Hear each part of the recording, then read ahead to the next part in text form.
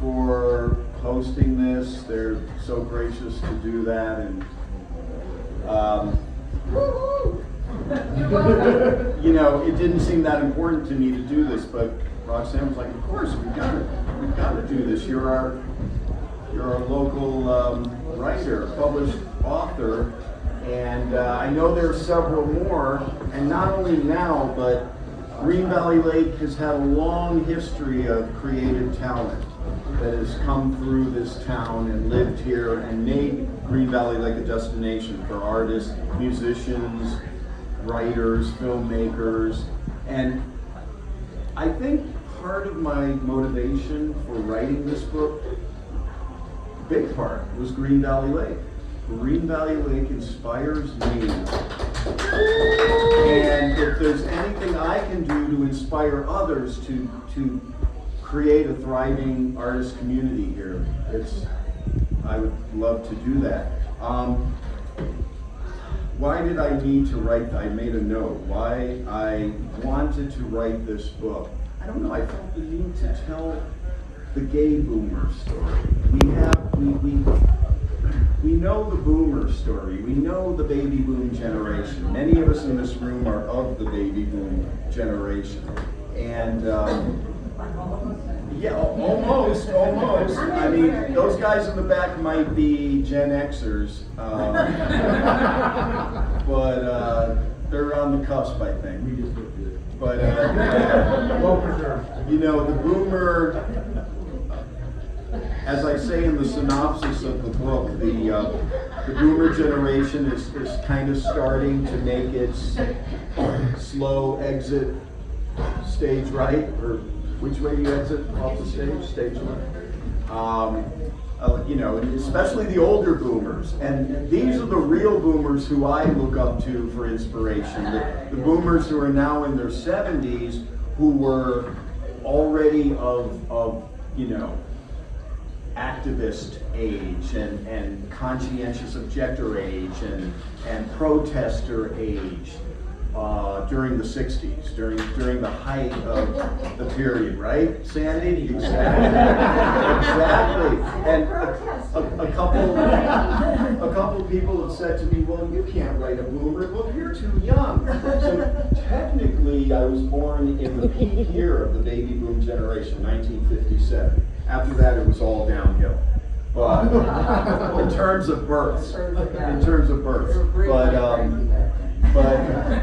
but I kind of, this is what made me decide on which chapter to read today, because I started coming into a conscious awareness and essence of being just as the 60s were happening. And, you know, because I was born in 57, so by 69, by Woodstock, by Kent State, by the Chicago Democratic Convention, by Charles Manson, by everything, Abby Hoffman, Mario Savio, and the free speech protests at Berkeley, I was just coming into awareness where I was seeing all this. Anyway, I don't want to give too much away because that's the part I'm going to be reading about. I wanted to thank someone who's not here right now, but she is the principal reason why this book got written. And she kept on me, and she kept at me every day during the entire COVID epidemic. She kept saying, I told her that I was going to sit down and write a book, and every day she would message me and say, "John, are you doing it? Are you doing it? There ain't nothing else to do in COVID during lockdown. Write that book." And I had just moved into a cabin at the end of Meadow Lane, which is, if you don't know about that end of town, it's no man's land out there. You can hibernate out there. You can hide way out at the end there, at the 2N19. It's a great little cabin to write a novel in, especially during the winter and especially during a global pandemic. So that's kind of how the book got written, with the inspiration of a friend of mine here. She'll probably show up any minute. Okay, so what I'm going to do is read. I want to start with the first chapter just to give you a little idea of how I open the book, but the first chapter is very, very short, and then I'm going to jump to the chapter that I was talking about, the 60s. Chapter 1 is titled 1963. I had just turned 6 and was feeling pretty full of myself, seated in the front row of my first grade classroom at William Samuel Johnson Elementary School on a typically raw and gloomy November day in Connecticut. It was November 22nd to be exact. After the leaves turned and fell and got raked into piles and stuffed into a million patched overalls and checkered flannel shirts of Halloween scarecrow dummies, everything changed on the New England landscape. From the watercolor painted hills and valleys of crisp October to the skeletal trees and gray storm clouds of November. As our teacher, Miss Stein, was speaking, our school principal, Mrs. Keating, appeared at the window of our classroom door, visibly crying. Miss Stein led her into the room, and as the principal whispered something to her, she too began to cry. For me, and I dare say, children in classrooms across America on that late November day, the next words we heard would not only be registered in our uncluttered little memory banks, but would be branded on our pristine psyches forever. Children, put your heads down and pray for President Kennedy. Everything that happened for many months after has been forgotten, but even now, as I write about this singular moment in time in which I found myself consciously present and aware, it brings tears to my eyes going on 60 years later. Let's go, chapter 2, beginnings. Let's go back a decade before the JFK assassination, when the early 1950s were paper-thin black and white photographs of happy newlyweds hugging and kissing next to a fat, round Buick with a shiny shark-toothed chrome grille parked on Plum Avenue, a narrow country lane in a northeast Pennsylvania coal mining town called Carbondale, just outside of Scranton. The bride's mother photobombing from the long farmhouse porch behind them, saying goodbye to the last of 3 daughters who finally married at the old maid age of 28. As she and her husband, 20 years her senior, are about to depart on their honeymoon to, you guessed it, Niagara Falls. Her 2 younger sisters had already gotten married, Anita to a local boy of Welsh and Scottish stock, which caused some familial friction on his side due to her less than desirable Italian heritage. And Susie, who had eloped with Howard, a young man with a plan to strike it rich in the booming home construction business in the New York City suburbs of Fairfield County in Connecticut. Aunt Susie was classically gorgeous and funny, and Aunt Anita was like a second mother to me. I loved them both very much.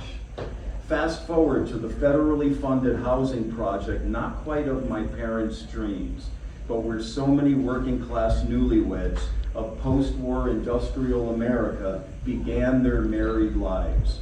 There was a small flat at first on the east side of Bridgeport, Connecticut, where my dad was from and where my parents settled, which my older brother Andrew remembers. He was the firstborn in '53. Then came Louise Ann, affectionately Luann, a year later. Finally, almost as an afterthought, over 3 years later, I was delivered in the middle of the night on November 6, 1957, the peak year of the baby boom generation, and transported in style in my, by then, well-to-do Aunt Susie's brand new gold Cadillac to that small flat which I do not remember, but we moved soon after to the Beardsley Terrace apartments, building number 3, which I do remember all too well and shamefully so.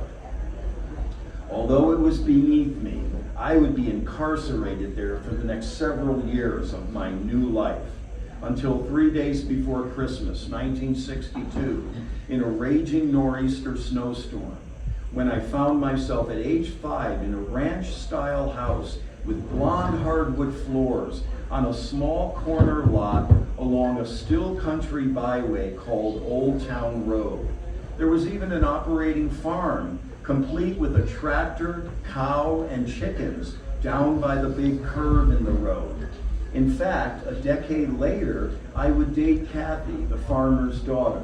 We would listen to Carole King's newly released Tapestry album over and over on her record player that was wired through the kitchen window of the farmhouse, and kiss behind the mountain of hay her father had tossed in the huge front yard.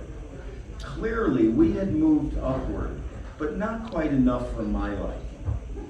As my friend Laz once said, "You only lived in Trumbull View, John," a sarcastic but accurate reference to the fact that we lived on the less desirable blue-collar side of our street, directly across from the more affluent suburban community of Trumbull, which was populated mainly by folks from our side of the street who had moved up the socioeconomic ladder to achieve the middle-class American dream, usually in the form of Brady Bunch raised ranch-style houses on half-acre lots.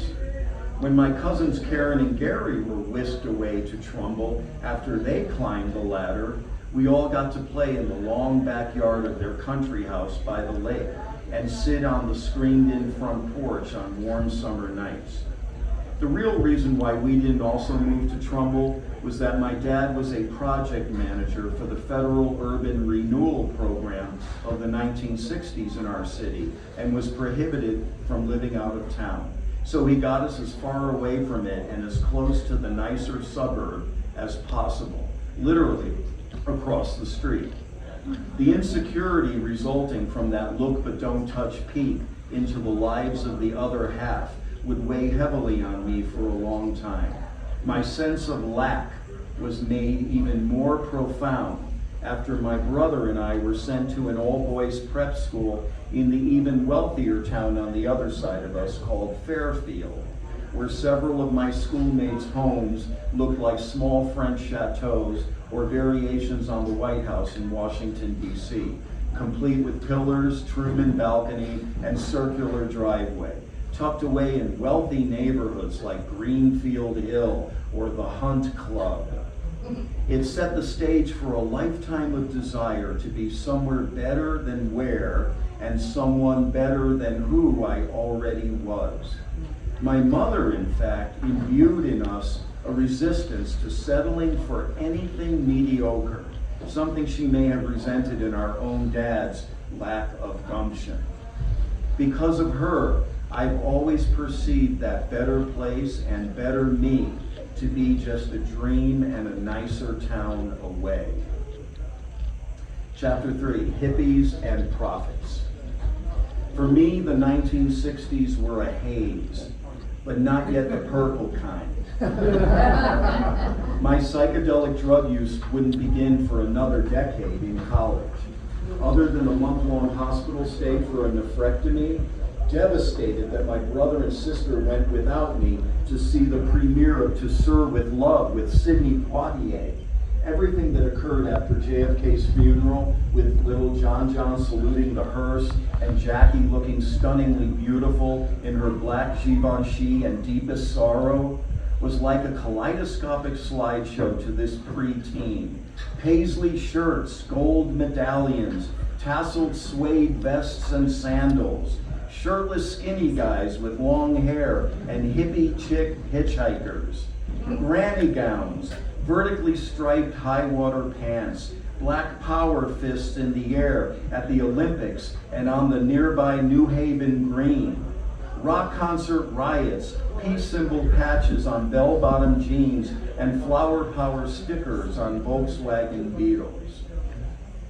I remember cousin Kathy stomping her patent leather baby Jane heels on our bare living room floor in resistance to her parents' desire to go home right after dinner, just when Ed Sullivan had announced, "And now, ladies and gentlemen, I give you the Beatles." Yeah. Okay, that was my lame Beatles impersonation. I remember watching a black man with a hypnotically soulful voice telling a crowd in a church that he had been to a mountaintop, and I thought that was amazing. But then also remember my father saying, "That man is trouble." And I remember the day he was murdered at a motel in Memphis, Tennessee.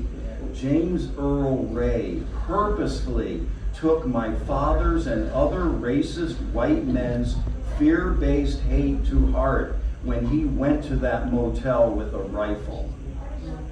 I remember my father's large hand reaching across the dinner table, in slow motion it still seems, slapping my brother in the face after he said something about leaving for Canada if his number came back low. What number, I thought?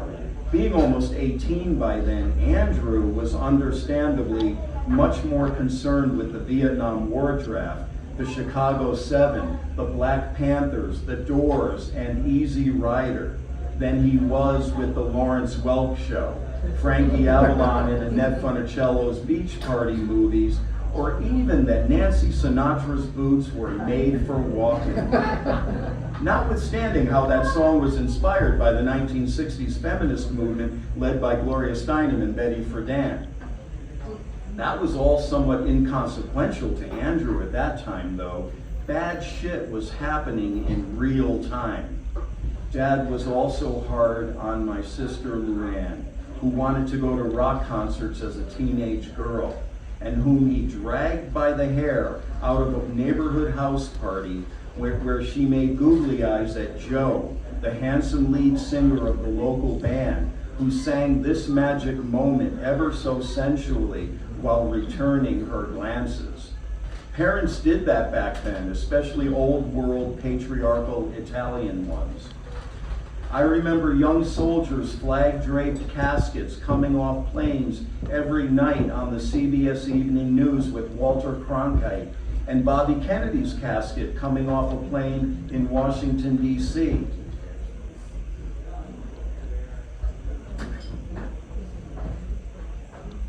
The neighbors gathered in front of the television in our living room, weeping uncontrollably the night he was assassinated. I remember explosions in a faraway land called Vietnam, where a young naked girl covered in napalm ran screaming through a jungle, and Buddhist monks set themselves on fire. There were even more explosions and fiery scenes in another faraway place called Los Angeles. Mom was worried about the riots out there, as we had cousins in some exotic sounding town called Fontana. So odd were California names to me. Our towns in Connecticut had names like Cheshire, Litchfield, Coventry, Kent, and Cornwall. And Greenwich. I vividly remember images of college students lying dead on the ground in Ohio, and thousands of them lying stoned on the ground just a couple hundred miles north of us in upstate New York, while listening to a hippie girl singing about white rabbits and a little pill that could magically make you larger, and another that could even make you small. Then there were the Rolling Stones singing that the pills your mother gave you didn't do shit. All of these wild images and subliminal messages flashed before my eyes and swirled around in my impressionable mind, even as I and all the little hippies, I started a band by that name in '69, who wanted so badly to go to Woodstock, were just a little too young to process it all. To this day, I wonder how deeply all those images, from assassinations to hallucinations, from Mario Savio and the Berkeley free speech protest, to Abby Hoffman and the Yippies' Chicago Democratic Convention protest, to Charles Manson's maniacal murder cult in LA, chemically altered our adolescent minds. But there were an equal number of images of peace, love, hair, and Jesus Christ Superstar to keep us grounded. Finally, I remember that through it all, I adored Natalie Wood, Elizabeth Taylor, and Sophia Loren. But secretly, deep down, I found my 13-year-old self glued to the television, staring at Paul Newman, Rock Hudson, and James Dean. More on that, however, in the crazy mixed-up milieu of the 1970s. For now, in the words of 60s LSD guru Timothy Leary, spoken at the Human Being, a gathering of 30,000 hippies in San Francisco's Golden Gate Park in the summer of love of 1967. Turn on, tune in, drop out.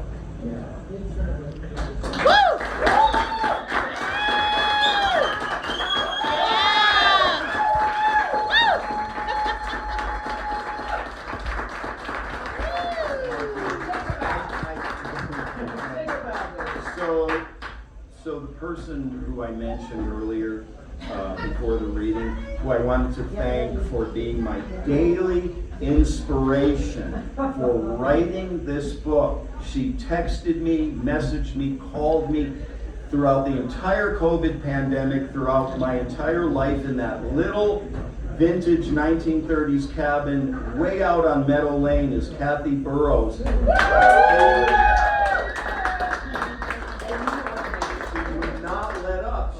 John, you have a story in you. I'm not in the mood. Write it. I gotta have a Write feeling. it. I got dogs. And then Kathy,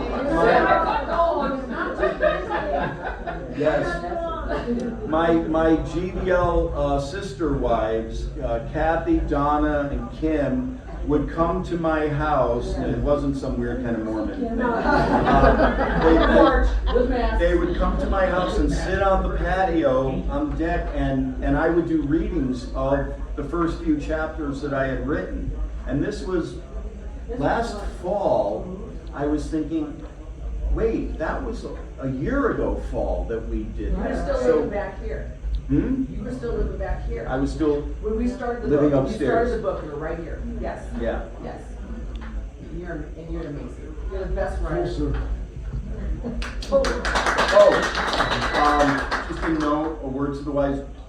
So after the part that I read, it goes into the 70s, 80s, 90s. Don't let your kids read those decades. It's all sex, drugs, and disco. And yeah, it's bad. It's college, my hippie college that I went to where I came out. It's and fell in love with a girl, and then fell in love with a guy. And the girl who I fell in love with was originally dating a friend of mine who is from here, who I didn't know had a place up here. But while we were at this small hippie college in Ohio called Antioch College, he came out to her. And so then I started dating her, and well, you can. Poor girl. And I came out just as I came out to her. She had been taking Est, which was Werner Erhard's the New Age guru. Werner Erhard, his kind of psyche healing, self-improvement. Intense workshops. Learn thyself. Yeah, and so she would come back to our little couples dorm room that we had in Antioch. They had those in Antioch, and cry through all of her existential pain. And then I came out on her, It was devastating to her. But I had fallen in love with this guy, and it never turned into anything. You know, and then it was off to the races, because after that, I met my one true love, and he was in the process in 1980 of leaving his teaching position at the University of Oklahoma to move to San Francisco to be in 1980, to be in the middle of the peak of the gay liberation party in San Francisco. So I, like a dutiful wife, I followed him out there. and I got to, and that's the San Francisco, well, exactly, the chapter is called Love and the Plague, because I lost him in the... Any questions? Thank you.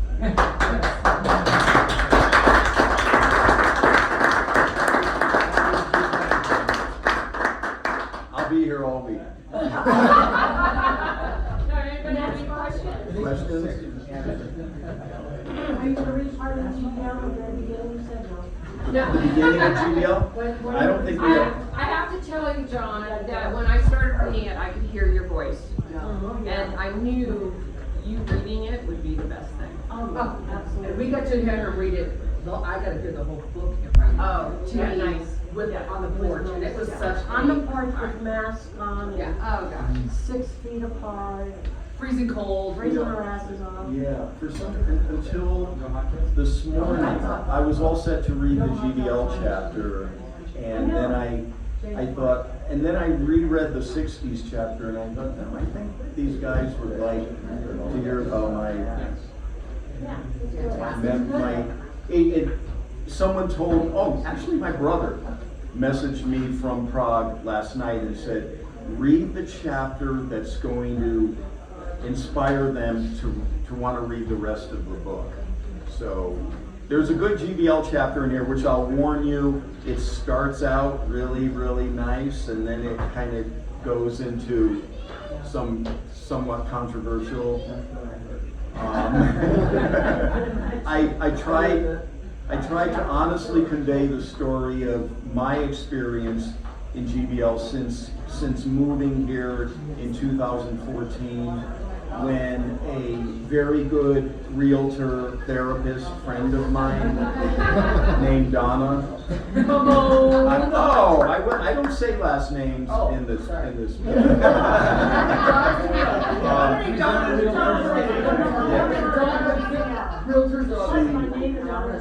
She got me a floor.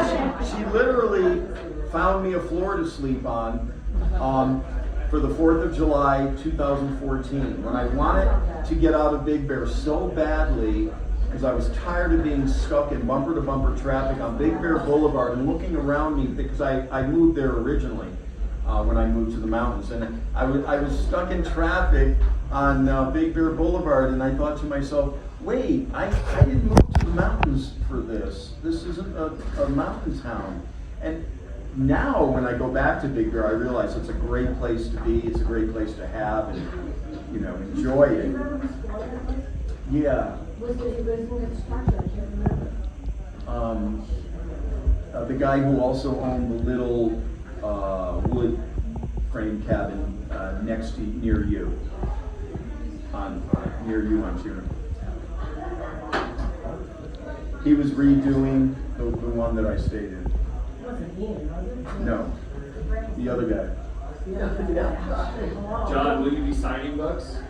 Oh yes, I'll be signing books, ladies and gentlemen. And I think, what's the? So what you could do is, I'll take a few more over there, because there's only a couple, but you could buy the books over at the Black Dog Shop, and then bring it back here, and he'll sit here. What's the price of the book?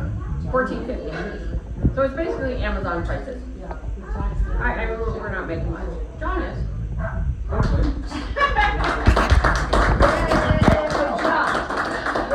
Thank you, John. Thank you for defending Black Dog in your book.